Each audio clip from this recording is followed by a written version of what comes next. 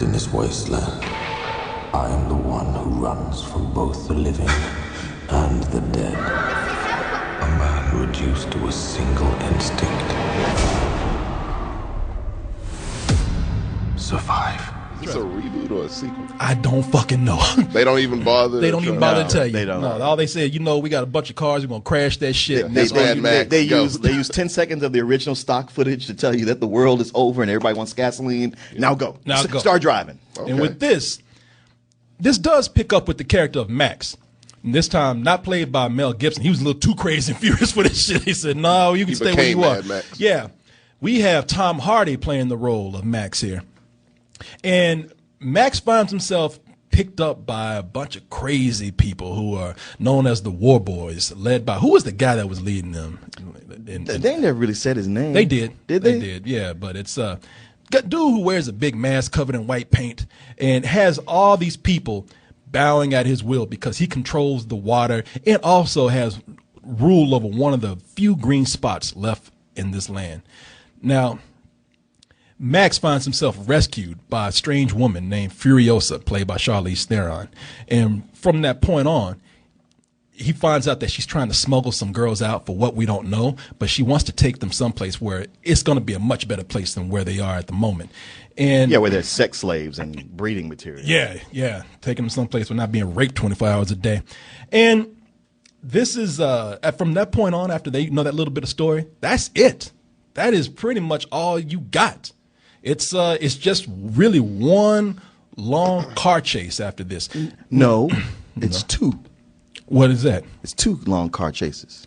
Oh, you talking about one at the beginning, then they take a break, and then they go right back where they came from? Like they have a car chase trying to get to somewhere. So it's a pit stop. Yeah. Okay. They get to one spot. They have one long car chase there. They get there and like, well, this is fucked up. Let's have one long car chase going back to where we came from. Yeah. Now, there's been a lot of controversy about this film because there's been a lot of people out there who have been saying, oh, you know what? This is just one big, long feminist movie where you've made Mad Max a secondary character, and you are absolutely wrong about that. This is one long movie with a strong female character where Mad Max is a secondary character. Just because you have a strong woman in this doesn't mean that this is a feminist film. I actually kind of take offense to that. I'm really taking offense to all of this. This shit is getting out of control. Where it's like, oh man, the Age of Ultron it's misogynistic because Black Widow they act like Black Widow has to get married to be complete. Yeah. Joss Whedon, he's not a real feminist. He's a whatever. Now with this, you get the opposite side. Like, oh, this is promoting a feminazi agenda, and you're like, they're just movies that don't do either one of those things. Like to say that, you have to go in looking for it, and then decide you're gonna make it up when you don't see it. Yeah, and that's the thing about the movie. You have all these people now who are mad because Mad Max. The movie's called Mad Max, and I will give you that this is a film that they have a new hero here. Mad Max is not the center of it, so I'll give you that. If you want to say that this might be a little misleading, Charlize Theron is the true badass right here. She is the one that the movie really centers on the most. And I don't have a problem with it because in addition to being just a really strong, badass character, and for females who want to see a cool character like her on screen, you get that. But besides the cars in the movie and the car chases, she is the second coolest special effect in the movie. I mean, she got that one arm. Yeah. She got that, and she beats the fuck out of Tom Hardy with it. She got one arm. She's working that nub, and she's a lot bigger than him. And you know what? I'm looking at this, and I'm like thinking, now you're gonna see it in a minute. Look at that. Watch her when she starts rolling around, and watch when she gets up and she starts running. I mean, she is working that nub that she got right there. And I thought, God damn, did they really cut off Charlize Theron's arm? I'm like, this chick was dedicated to this movie right here. She said, when I give her arm and a leg to be in this movie, she wasn't fucking lying. God damn, girl, we'll just take the arm. And she's like, I don't give a damn, I got one arm. With the one arm I got left, I'll knock the fuck out of you with that. See, I don't even know that about her character. Yeah, she wears a mechanical arm. And look, I've been seeing movies for a long time where before CG became affordable, right, they give somebody like a skin sock where it's like, it's supposed to be like an amputated person. I got and you. for some reason, when they get down to that one, huge. when they get there's this huge bulb at the end, it's like, You know how hard it is to watch Star Wars when Darth Vader gets his arm cut off, and it's extra long, so you know his hand is like- still balled up in the gauntlet part. It's like what little kids used to do. Yeah. Like, oh, look, I don't have an hand. I know, when you talking about when Luke Skywalker. Well, Luke, but especially Darth Vader, because he got that long black sleeve, but that one hand that gets cut off is just extra long. I know, and he's sitting up there talking about, oh, it'd be fun. Luke came over just like, man, look. Thanks.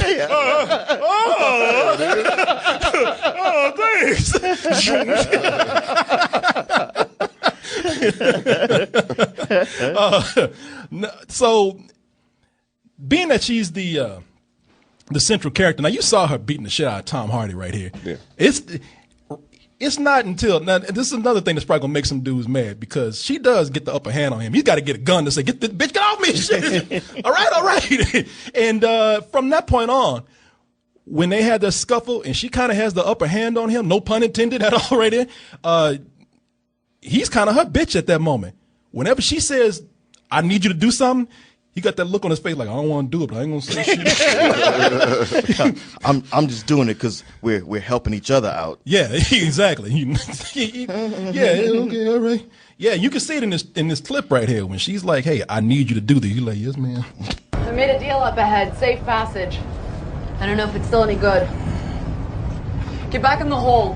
Keep the hatch open. You know, he was starting to go like, And then- "No, not you." Oh, I'm sorry. I need you here. What? I was You gonna may go have to with drive the those. rig. He ain't said a fucking thing. Yeah. He's more like, in the movie, he's more like confused, nervous Twitch Max. Does he say anything? He does. Okay. Yeah. He does. Yeah, you get.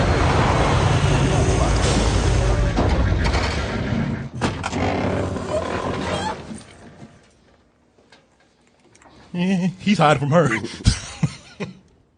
shit. It's all here! 3,000 gallons of gasoline, just like you asked. Guzzling. Like a steampunk hand. I'm gonna unhitch the pod.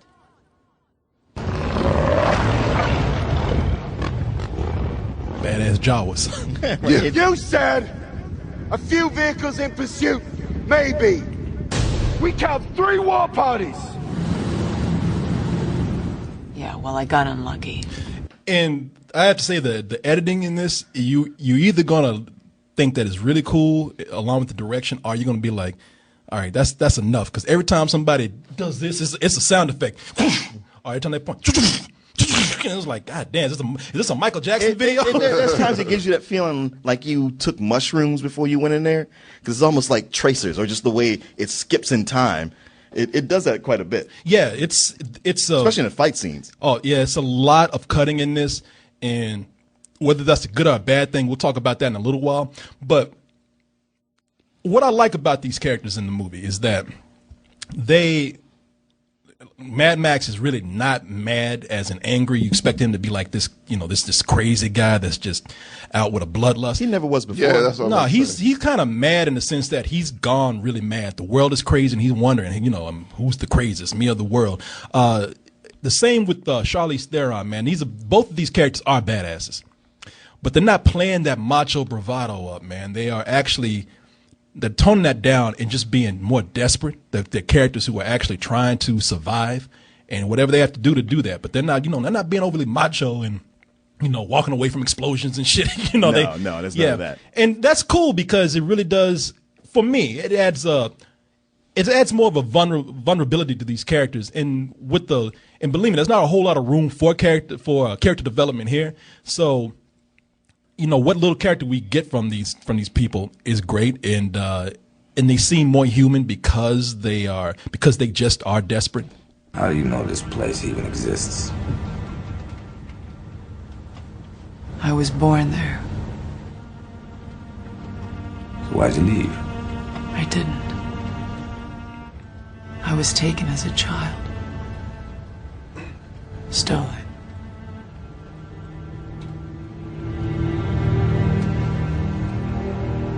You done this before?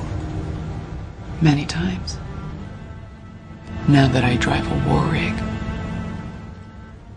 this is the best. She just bored them girls back there. They're like, We've heard this before. We heard this shit before.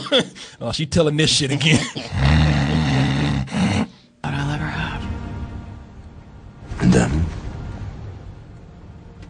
They're looking for hope. what about you?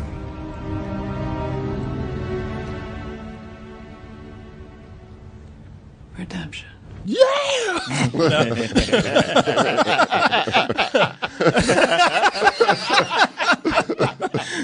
She's like, don't y'all even fuck around like that. That's some deep shit I'm talking about. Now, this is it really will kind of throw some people off. I keep saying I have to really drive home that Max is not the main character in here, not just secondhand to Charlize Theron.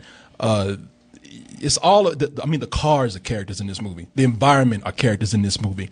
And surprisingly, you saw Nicholas Hoult in the trailer. You know, he's the one, oh, what a wonderful day. Yeah. What a wonderful day. And everybody's like, oh shit, he's crazy. He about to fuck shit up. And it's like, no, actually, he's the heart and humor of the movie. I was surprised to find out how funny that character was and how much I felt for that character the most out of anybody. No kidding. Yeah, because he plays a character named Nux, and you can see all these people dressed in white back here. They're called war boys. They're just young guys that they use as their soldiers, and they brainwash these kids into thinking that they're in a cult, and they serve to this one guy. Morton Joe is the leader's name. That's his name, Morton Joe? A Morton Joe. Not a Mortal Joe, but a Morton. What that fucking means, I don't know. Oh, okay. Yeah. But and you can see him driving his little car right there. But, and they all treat him like a rock star. And you begin to feel for this dude Nux because he just wants to serve this guy and he's willing to die for him. And you know, he's almost like a girl at a concert. Oh, he looked at me. I know. Oh, he looked at me.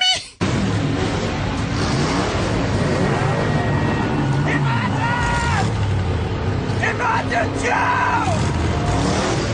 He looked at me! He looked right at me! He looked at your blood bag! He turned his head, he looked me straight in the eye! He was scanning the horizon! No! I am awaited! I am awaited in Valhalla! Now you got, out of all these people who get this, you know, the most exposure, the most shine in the movie, Tom Hardy at one point, I gotta let you know, through half of the movie, he is literally a hood ornament. Right there. I mean, and as they call him, a blood bag. He's got a line in his neck and his artery going to that kid, to Nicholas Hoult, just to give him blood. Just to give him blood. Oh. Yeah. He's like, God damn, how the fuck did I get here? He's Right. like, my name is in the title. And I'm a goddamn radio antenna right now. Cross between Hannibal Lecter and a radio antenna. I mean, they really, I have to tell you this. I had to keep stressing this because it gets down to a point where if you know this going in, then chances are you probably won't be disappointed because after you realize all that, you start to understand this movie is more about just the ballet of these car chases, right? That's going on. When I look at this, I say this is one of the few times that I will come in and say this is a cartoon. That's what it is. It's one big cartoon. It's one big cartoon. No, shut your ass. Shut your ass. Be glad I like this cup right here. Shut your ass right now. I mean, it's all about the cars. Those are your main characters. If it's got an engine and wheels, then they put it in there. The cars are cartoonish. I mean, they modify these to be like a video game almost. As you can see It looks right like Borderlands. you know what?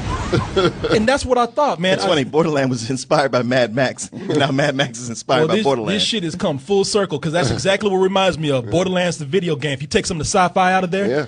and it's funny how influential this movie is, man. It's influenced everything from some big car chases that you've seen in films to even like the Saw movies. They say that in Mad Max, that part where Mel Gibson tells the guy, look, you can sit here and blow up, or you can saw your foot through this chain right here and get away. the people that saw it said, well, shit, we can make a whole movie about that. Yeah. Oh yeah, you're right. Yeah, and with this, A whole series, right? yeah, and with this is you can see they use all kind of vehicles. I mean, with childlike imagination too. I mean, they come in with dirt bikes. I mean, George Miller is 70 years old. Yeah, I would not expect some shit like this from 70 years. He clearly got some inspiration when he worked on this. Yeah, this motherfucker been watching X Games on ESPN because he's got dirt bikes in here. I think I saw a dude on a lawnmower going by with some shit. It's funny you say he got inspired by Xbox, but to me watching this, I was like, no, he must have like fell down and broke his hip, and he was stuck, and the TV was on Adult Swim when they were having a Metalocalypse marathon. Because that's why I watched this. I was like, this is so Metalocalypse. It just felt like I was watching an episode of that for the first half of it. And look, anybody who comes in and gives like a Furious 7, it is Furious 7, right? Mm-hmm. I keep getting confused. Anybody who comes in and gives Furious 7 a pass, you can't come in and say that this is bullshit. Not at all. I mean, you don't have to love it. You don't even have to like it, but you have to respect it. I mean, this movie was almost like, you know something? It's almost like, okay, y'all are furious. Furious 7, y'all are furious. Well, you know, we furious too, and we're fucking crazy. Now, what the fuck you got? And Furious 7, like, we got $1 billion. What the fuck you got? We got cocaine. Maybe that's the next crossover. Again, would you be surprised? It'll be F8 with the 8 like 8 to the 8th power. Would you be surprised if you saw this shit right here, and then all of a sudden you saw out of all this chaos, you saw Vin Diesel riding up, coming over to Doom. We family, yeah. Shit, I got family in the apocalypse. Vin Diesel and the Furious 7. You're gonna give that motherfucker like a Santa Claus beard and shit. Wouldn't that be some shit? That would be some Pull shit. that hair back. You see his Vin Diesel. People be like, yeah. Like, nobody in the theater would be like, what the fuck? Everybody would be like, well, shit, it makes sense. I'm perfectly fine with this, yeah. Yeah. Nobody would ask how they got there. Nope. Wouldn't question it. Them motherfuckers would be in the apocalypse, and if they made a Furious 9 and go back to like modern times, people would be like, well, time travel is the only thing that's left for them. And it's still believable within their world. You imagine, like, they'll go so fast that they'll break the sound, the light, and then the time barrier. All at once. all at once. And it's like, oh, good, you arrived. Okay, you guys have to have the race of all galaxies to determine which star system stays alive. You're racing for the fate of the planet Earth. Shit, I'm expecting to watch Game of Thrones one day and see Vin Diesel just come up and punch a dragon in a tank top and jeans. Then hop into a Dodge Charger. Yeah. Where am I?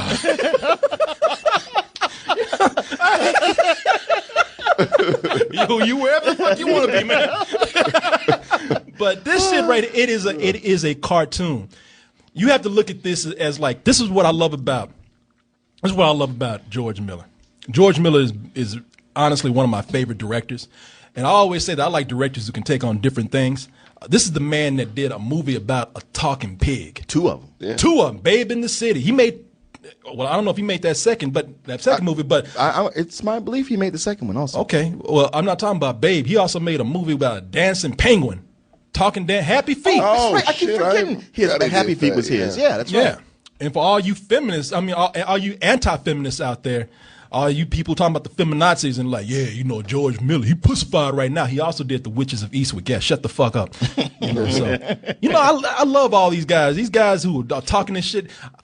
I notice that people who are really secure in their masculinity ain't talking shit about. There's too many people on the internet who don't have shit else to do. Yeah. And they get on my fucking nerves. Yeah. Like, I'm trying to like be cool, like, hey, everybody be what they want to be. The internet is new, people are working it out, but I'm like, y'all are taking too long to work this shit out. Any guy who's secure with his dick is like, they ain't talking about no feminazis or anything. Everybody secure in their masculinity ain't talking about, oh, my masculinity is threatened. No, you motherfuckers are the only one. You know what? Just shut the fuck up and don't see the movie. Leave everybody else alone. In fact, don't go see any movies at all. Keep your dumb ass at home and read a book for a fucking change. Don't watch anything. God damn. Where was I? Yes, I don't know. George Miller, man. You look at the diversity of his work, and then he comes back and he's his own biggest fan. Yeah. He's like his own biggest fanboy. It's like a fan film made by the person who made the original movie. That's true. It's almost like he looked at some other, like those Aliens versus Predators. He said, that ain't happening to me. That ain't happening to me. I'll do it myself. I'll do it my fucking self. This guy has paid the best homage to himself. Some people will call this the equivalent of sucking your own dick. Well, you know what? I bet it feels good because you know what? This is great. You should probably know how to do it better than anybody else. I do. Hey man, I'm 6'3". I'll try. I'm almost there. Took yoga course. I'll let you practice on me first. Yeah. Shut up, man. I'm a waiting, Mark. But you know, this right here is him really paying homage to himself in great glory. And this is where I would call it cartoonish and say that would be a criticism or something that's a negative for something else. Here, it's brilliant. It really is. I watched this and I just like how this guy has taken some of the most insane things. Not one, not two, but several insane elements and actually combined them in this film and made them all work. Now that's looking at it as a filmmaking from a technical side. Somebody who knew what they were going in and doing, and when they wanted to make a chase movie, they knew that George Miller knew that there wouldn't be a whole lot of story here, and that's fine too, because a lot of this works like a silent film. You watch a lot of this and you say, you know what? There's not a whole lot of character here, but a lot of character that I am getting is through just characters, through their body language, through things happening around them. So it doesn't insult the audience. It lets the audience kind of put a lot of things together. Martin, I've been talking all. What you think? I know, man. You've been going. I'm sorry. I'm going off. Yeah, Martin. man, that's what I say. I don't know. Might as well give our ratings at this point. Save you some time, man. Enjoy your beer. No, go ahead. Say something. No, yeah, everything you're saying is correct. It's gorgeous. I mean, you know, as far as, you know, whether Tom Hardy is the star or Charlize Theron, no. It's the cars. It's the designers. It's the director of photography. You know, George Miller himself. These are the stars. This is what it's all about. Watching these vehicles, and certainly in the first half, this movie, you called it before when we looked at the trailer, how it's kind of surreal. Not very surreal, but enough to where you kind of like, God damn, I feel like I just woke up in a fever dream. And I ain't lying. I watched so much of this, and all I could think was Metalocalypse. Like when they get to the part when they're doing one of their videos, and the shit is just insane. Just people are dying everywhere, going crazy. Everybody's dying. Yeah, but it had that feel. You know, that one car that has a guy just playing rock guitar, shooting fire out of it. Gasoline is scarce, and yet they're wasting it just so he can have pyrotechnics on a car chase. Can I tell you something just real quick? I had a question about that. Well, you know, that's one of the things that I have to say. All right, now that I saw the movie, because I criticized that before. Yeah, I was wondering about that. I said, Or everyone else. that dude with the guitar right there, where he's got a flame-throwing guitar. And like Martin said, fuel is precious, and he's out there. They gave him a whole fucking tank full just to play just to rock out. Yeah, man, I'm rocking. You know, I mean, even that whole stereo, that speaker setup is ridiculous, but the longer it goes on, you kind of get it, because they're just such extreme personalities. And when they're going to war, you know, they want that you know, they got drummers. They got a row of drummers, like Kodo drummers, just beating the whole time on a different vehicle. and I got to say, Guitar Man, Yeah. I love him.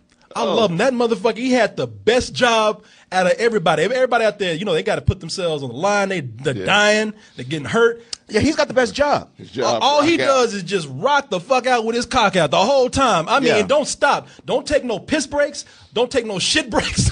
I mean, he probably does it all in his long johns. And does but these other dudes, you know, they're risking their lives and getting run over and killed. He's just playing. Motherfucker literally wakes up, gets out of bed, does that, goes back to bed. Put them Same long johns Put on there. them grandpappy long johns on and get that guitar and just rock the hell out. Easy his fucking job, and he's good at it. I said, okay, this works. Yeah. I had no problem with it. And another interesting thing is that the villain, Immortan Joe, he was the same actor who played Toe Cutter, the villain from the first Mad Max. You know movie. what? You were right about that. Let me look up this guy's name. I mean, you never really get to see what he looks like in this movie. And that's how they're able to pass it off as you know, maybe a sequel, maybe not. Hugh Keys Byrne. I believe Toe Cutter died in the first Mad Yeah, Max. he did. Yeah. And this is the actor that played him right here. He plays Immortan Joe. Obviously, he got his dick bitten by a dog right here. Look like Nick Swartzen, which is really bad. Shit! Get your goddamn dog, man! But that's the same guy that played him in there. So the movie also works as a standalone. and also as very clever little wink to the to fans of the Mad Max series, without being again too fan servicey or being too much of a nudge to the fans. But yeah, man, now there's a couple of things that don't work. Like what? And I know already people are going crazy for this movie. They're like, man, it's got 93% on Rotten Tomatoes. 98. And I'm like, okay, that means really nothing because this movie is far from perfect. And two things that, at least to me, can be unpopular opinion. I don't give a fuck. Is that you getting mad? Ain't nobody challenging you, man. Not yet. Not yet. Okay, but it's coming. Okay, because I'm gonna say something that people don't like to hear. Okay. Tom Hardy is a good actor, but he's no Mel Gibson. And Mel Gibson brought a certain charisma to that role of Max Rockatansky. Some actors have that. Kurt Russell often has it when he's Snake Plissken. There's just something about him where, he might be that lone badass, but there's something about him that makes you want to know that guy and be that guy, dress up like him. And Tom Hardy, he's okay. Yeah. But he's not really bringing anything here. And it doesn't help that his role is written to where there's nothing for him. But even in the parts that's for him, it's just like he's just kind of there. They could have actually made this movie without him in it at all. And you know what? I agree with you on that, man. I'm not challenging you on Okay. that. Not at all, man. Because I looked at this and I said, because everybody thought, oh shit, in the trailer they're just saving all that rage that he's gonna have in the movie. And it's like, nah, man, he's actually kind of a punk in the movie. Well, Max was never crazy. But speaking to that point, here, this movie starts out with him being kind of insane because he's having visions of a little girl talking to him. And that shit just kind of goes away. Like, they start out with it real strong. Yeah. And it goes away for such a long time. And when they bring it back, you're like, oh, I forgot that was even part of this. You know what? And you look, man, everything you're saying, there's a lot of people. And, I think this movie's going to serve people on all levels. I mean, it's going to serve because critics, it's sort of a badge of honor to know the Mad Max series. Sure. Especially like the Road Warriors. So critics are already going to go in liking this. And they've been waiting for this no matter what. And for those who want to go in and just see a bunch of spectacle, it works for them too. But it's not perfect. You're right. They have these flashbacks, and that seems like it's going to lend itself to some story. It doesn't. It goes nowhere. And if that's a wink to the audience that knows these movies, it's kind of poor. Yeah, I know these movies, and I'm like, this. Yeah, okay. You flashing back to something that happened to him in the first movie, but yeah. Come on, we've seen two other movies It where lends that didn't itself come to up nothing. at all. Yeah, and being a movie that's called Mad Max, it's almost like they felt like they couldn't sell a female character. Like George Miller really had this character in mind, and maybe he wanted to do it as a spinoff.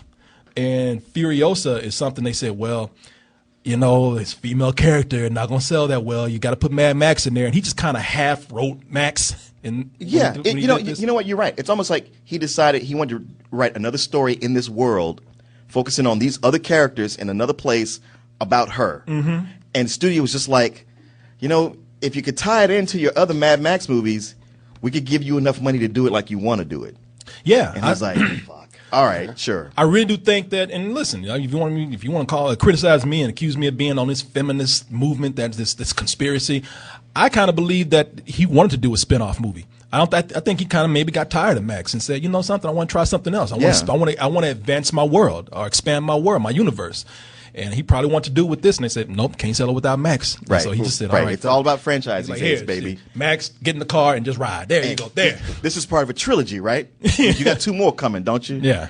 Yeah, sure. Whatever you need to do. And you know what? Here's my other thing about this, my final thing. And this is going to be kind of a nitpick here. Well, it was time for my second thing. But, oh, I'm sorry, brother. Please go to your second thing. I know you really want to talk about this movie. No, please. Go ahead. All right. So here's my second thing about it. Movie is visually stunning, and it's original in as much as it's, I know it's taken off from what it was, but it really advances the look of it visually and all that. Personally, I know this is not a movie that's supposed to be heavy on story, but there was just so little story or character here that this movie felt like a 2-hour car chase. Well, that's what it was. Or an hour car chase. You broke for a minute, and then another hour car chase back the way you came. And it made it hard for me to really attach myself to any of the consequences of it. I was just watching. I was like, there's a point where my brain was just like, all right, power down. Just admire it for the choreography that goes into it. Yeah. Because I had, it's just a point where I had no more emotional attachment at all. And that's a big problem for me too. You know, there are kind of two things in here for me. When somebody died. Okay. Yeah, okay. Shit, all right, there's 100 other dudes in white paint with black mascara. So I saw so many dudes upside down, flying across the screen, and even the characters that we were supposed to like, I didn't feel anything for them. There was one character that I really liked, and that person ended up biting it. And then there was a fine ass chick in this too, and I was like, damn, I know. I was like, I know. Her? Then you want to go like, damn, man, her? Yeah. And she almost got away too. And I was just like, God damn, man, you have about 10 ugly chicks in here that y'all can kill. This is the finest one y'all got. Y'all gonna kill her off? And speaking of girls, right here, man, I didn't really like the whole thing with the girls in the movie because they had these. It's one of those things that's a P for me, where you got this post-apocalyptic world where everything is scarce, you know, and everybody's out there. If you saw some of the people who were the extras, they got tumors and teeth missing and they're all dirty. But when you get to these young women right here, they somehow found the only salon in the apocalypse. Right. Yeah. There's a fucking makeup store down the street. You know, they found a razor to shave their legs. Well, now just giving it. Not that I don't agree with you, but the movie's kind of saying like, yeah, everything might be dirty, but this guy takes care of his women. Okay, he diverts resources and making sure that they're gonna look fine all the time. Yeah, no, I get that, and I mean, and that's why I kind of let that slide because they are his sex slaves. So right. You know, like, and they hint that they never say it, but like he's just kind of raping them and making them reproduce against their will, and that's why Charlize Theron wants to get them out of there so desperately. Don't ask what their names are because if you do, it's gonna sound like the Spice Girls. Okay, I'm sorry. Another thing, this movie needs subtitles because the only person you can understand is Charlize Theron, and whenever anybody else talk, even Tom Hardy most of the time, I'm like, wait, what? Oh yeah, what? And you got Lenny Kravitz's kid in there, Zoe Kravitz. I'm like, okay, these other crazy ass Australians, I'll give you that. I'll give you that. But damn, girl, you American. I should be able to understand you. Yeah, even Charlize Theron, like, I got the gasoline. It's like, girl, it's gasoline, and you know that. Stop saying it like that. Yeah. Been around these motherfuckers too long. Shit. You ain't Australian, you American. Actually, she's South African. Oh, fuck it. I still don't like the way she said I knew she was something. I forgot. I thought for a while I thought she was Australian too. So I don't know what the fuck she is. But yeah. They all got Spice Girl names like they look like the Spice Girl. Like Zoe Kravitz, her name is Toasty Thoughtful or some shit like that. Seriously. Yeah, no, you're right. You're right. So anyway, look, for all its shortcomings, I think that. Oh wait, God damn, man, what is it? One more, because you say like for all the shortcomings with me, we were going to pass them up, and I just want to get one more in, see if you agree with me.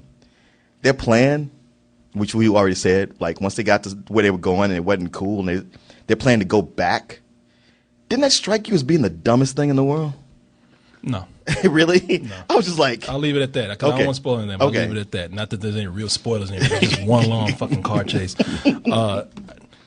George Miller went into this knowing what this is. Yeah. And he just wanted to create something that was a car chase, and he wanted to make create one of the greatest car chases on screen. And at this point, he has it. Oh yeah. A lot of it's practical. These stunts are practical. I mean, they go into a sandstorm. That's one of the greatest scenes in the film.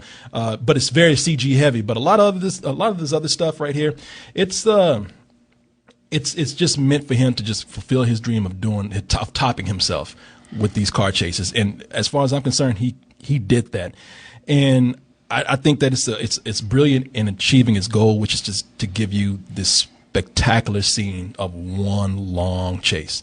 And for that, I give it a full price. You know, yeah. Okay. Yeah, I know. I do. I think they know what thing doing going into it, man. Huh. You know? Okay. Yeah, I guess we're flipping on doing the Age of Ultron flip, because I'm gonna give it a matinee. I'll give it a high matinee. But you know, one long car chase, even when you say it, that don't sound like a good thing. I mean, it might be one of the greatest. It could even be the greatest car chase of all, just because everything that goes into it. It's wonderful. Like, he pretty much shut everybody down. Anybody talking about like who can do car chases the best? He just came and put his dick in the butter dish to go like, I can. 70 years old. You come in talking about, boy, move. You don't know what you're doing. James Wan, move. Get your ass on out the way. I'm going to show you something, boy. Yeah, this is how you do it. Yeah, you using computers and shit. I use real cars. Where I come from. So. It's such a great homage to, his earlier work. And visually, it's a masterpiece. It's the kind of movie you have a party, just have on in the background, and people would stop talking and just marvel at it. I just wish it could have gave me more that stuck with me after I left the theater. Okay. All right. Like I said, even with no character, I think they did enough to kind of treat this like a solid movie in some parts. But you didn't need it. I thought it was clever like that. I don't know, man. Everything you're saying sounds like you're... Sounds like what? Don't you sit up here and say I'm kissing ass or I'm a fanboy? Kind of... Motherfucker, you know what? Because you've laid out the exact pattern of a matinee. You really did. You really did.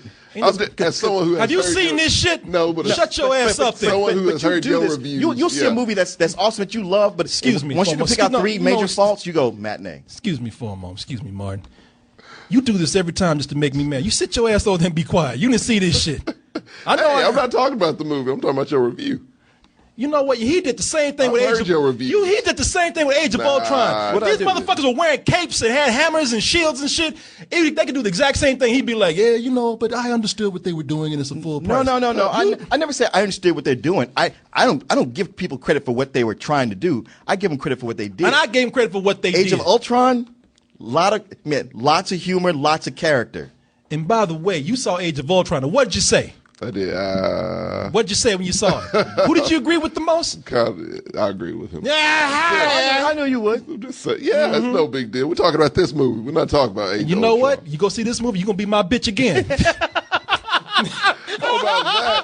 I didn't know agreeing with somebody made me the bitch. I mean, you want to go there. Shit. You going to sit up here. How about I never agree with your ass again? I know. I just sabotaged myself. Yeah. He going to come back and be like... You got a right-hand man.